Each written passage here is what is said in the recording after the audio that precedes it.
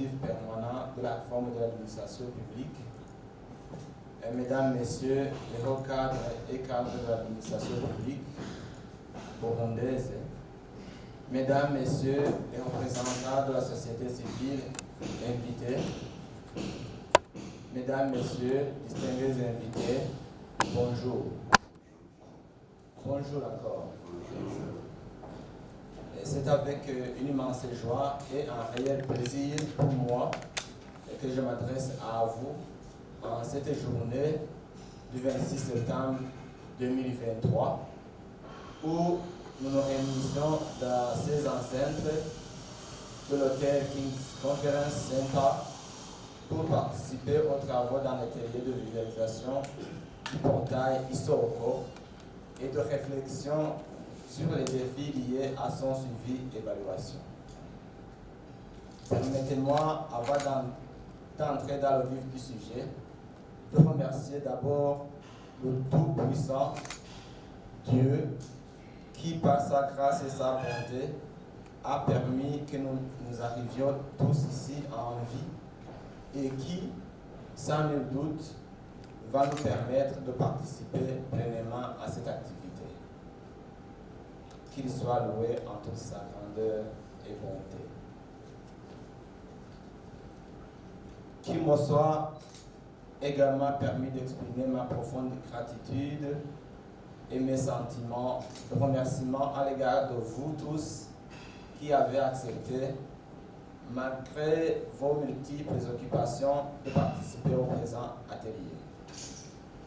Distingués invités, Mesdames, Messieurs, dans le cadre de la mise en œuvre du Programme national de réforme de l'administration, PNRA, adopté par le gouvernement du Burundi depuis 2012, le PNUD a appuyé le ministère de la fonction publique, du travail et de l'emploi dans le déploiement en 2018 d'un portail Internet d'accès aux informations sur les procédures administratives, portail dénommé Isoko, qui rassemble plus de 100 procédures administratives mises en ligne. Accessible sur ordinateur, tablette et smartphone, le portail Isoko permet aux internautes de trouver toutes les informations nécessaires afin de se rendre vers le lieu d'obtention des services en ayant avec eux toutes les informations exigées. Et les leurs évitent donc des va-et-vient et des surcoûts y afférents et constituent ainsi une grande avancée dans l'amélioration de l'accès des citoyens à l'information sur les procédures administratives couramment recherchées.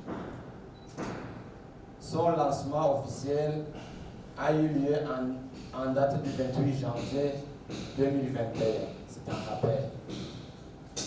Du point de vue de son opérationnalisation, quelques défis se sont fait constater au niveau de la maintenance, l'hébergement et la remise en état du compteur aux gens qui fréquentent la plateforme.